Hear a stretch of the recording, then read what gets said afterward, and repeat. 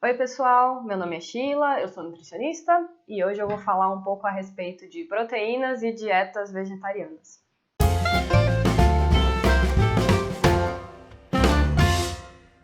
Bom, eu acho que esse é o tópico mais polêmico quando a gente aborda o tema nutrição vegetariana, porque é o que as pessoas têm mais receio normalmente, né? Quando a gente exclui a carne da alimentação, a primeira coisa que vem à cabeça é, ok, o que a gente faz então com as proteínas? Como é que a gente substitui?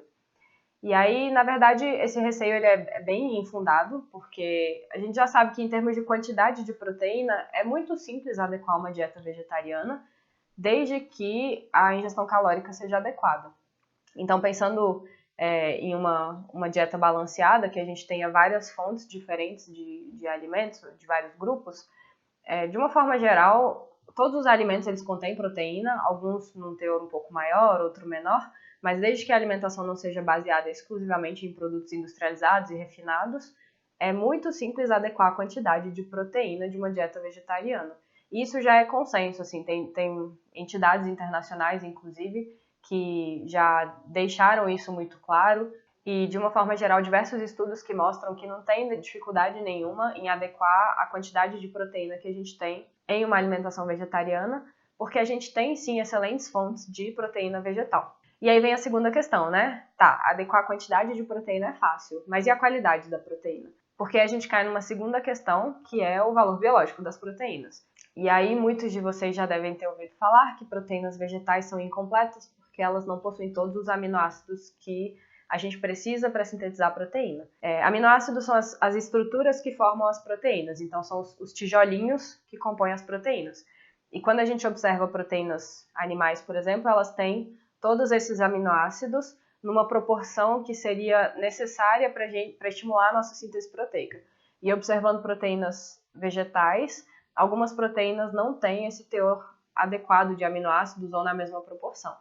E aí isso, de fato, é verdade. Isso, claro que depende também da forma como a gente avalia isso. Tem diversos parâmetros para avaliar a qualidade de uma proteína. Mas a gente já sabe que isso não importa quando a gente pensa no padrão alimentar. Porque a gente não come alimentos isolados. A gente come uma variedade de alimentos, uma gama de alimentos ao longo do dia. E pensando em aminoácidos, a síntese proteica, ela acontece ao longo do dia e o tempo inteiro no nosso organismo. Então a gente não depende só do que está entrando, do que a gente está comendo. A gente tem um pool de aminoácidos circulando o tempo inteiro no nosso organismo que é constantemente alimentado. Então a gente se alimenta e entra aminoácido ali, a gente tira aminoácido do músculo, depois recoloca. Então o tempo inteiro o nosso corpo tem um monte de aminoácidos circulando ali que vai sendo reposto ao longo do dia. Então comer proteínas que sejam consideradas incompletas não faz a menor diferença, porque ao longo do dia uma proteína acaba complementando a outra. Quando o perfil de aminoácidos é avaliado comparando dietas vegetarianas e onívoras, na verdade não se encontram diferenças. Então o perfil de aminoácidos é igual, pensando em uma alimentação à base de plantas e uma alimentação onívora, que conteria carne também. Isso acontece justamente porque, apesar de alguns tipos de alimento terem quantidades diferentes de aminoácidos, proporções diferentes, no contexto de um dia inteiro, esses aminoácidos acabam se complementando. Então, o que tem mais em um grupo tem menos no outro e vice-versa. Por exemplo, as leguminosas elas são mais deficientes em metionina. Já os cereais são mais deficientes em lisina, que são dois aminoácidos diferentes.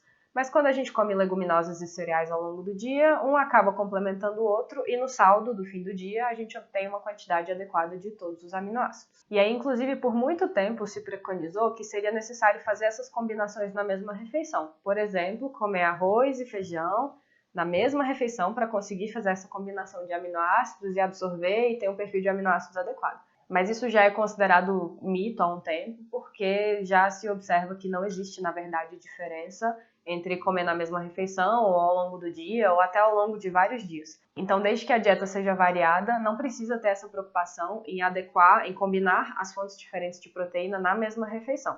O único receio que existiria no sentido de faltar algum aminoácido é quando a gente pensa em dietas que sejam exclusivamente à base de cereais. Isso no Brasil, felizmente, não é muito comum, porque no Brasil a gente já tem uma cultura de consumir leguminosas, que é o feijão, principalmente. O que não acontece, às vezes, em outras populações. Então, se a gente pensar, por exemplo, na Itália, a base da alimentação é o trigo. Então, se a gente tirar a carne e a pessoa não substituir direito, acaba que ao longo do dia a principal fonte de aminoácidos vai ser um cereal. E isso acaba gerando o risco de deficiência de lisina. Então é importante sempre ter fontes variadas de proteína, e nesse caso a melhor forma de complementar seria utilizando leguminosas, que são, em termos de quantidade, a fonte principal de proteína de uma dieta vegetariana. Tem alguns alimentos que têm de fato mais proteína do que leguminosas, como as sementes. Se a gente pensar em semente de abóbora, semente de girassol, tem um teor muito mais alto de proteína, mas a gente tende a consumir muito menos sementes ao longo do dia do que a gente comeria de leguminosas.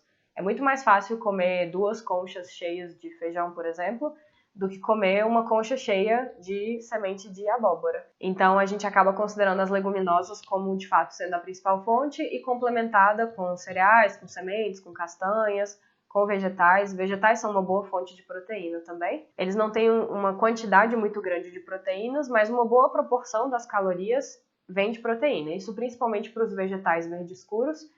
E pensando também em cogumelos, que não são vegetais, mas entrariam mais ou menos na mesma categoria em termos de quantidade de proteína. Então, cogumelos são também uma boa fonte de proteína, mas não a principal, porque a gente teria que comer uma quantidade muito grande de cogumelos para equivaler ao que a gente conseguiria em leguminosa. Só para dar um exemplo, né? Se a gente pensar em feijão, grão de bico, lentilha, uma porção, uma concha cheia, tem entre 8 e 9 gramas de proteína. Uma bandeja inteira de cogumelo de 200 gramas tem mais ou menos uns 3 gramas de proteína. Então teria que comer 3 bandejas para conseguir ter a mesma quantidade de proteína que a gente teria em uma concha de feijão. Então é claro que esses 3 gramas que a gente tem ali no cogumelo ajudam, mas é importante ter variedade. E aí ao longo do dia, se a gente for somando tudo que a gente come, facilmente a gente consegue atingir uma quantidade adequada de proteína. E aí mesmo pensando em grupos que podem ter uma demanda um pouco maior de proteína, como os atletas ou as crianças que estão em desenvolvimento, até nesses grupos é bem fácil de atingir a quantidade que a gente precisa, porque a gente sempre vai estar se baseando na adequação calórica. E aí a gente já tem estudos como esse, por exemplo, aqui, que mostra que dietas vegetarianas são opções saudáveis para atletas e é perfeitamente possível adequar a quantidade de proteína. A suplementação proteica é sim uma opção, mas não é necessária. Assim como para qualquer outro atleta, a gente pode sim suplementar proteína se for necessário, mais por uma questão de conforto, de praticidade, mas não é essencial suplementar proteína para conseguir atingir a necessidade ou a demanda que o atleta tem.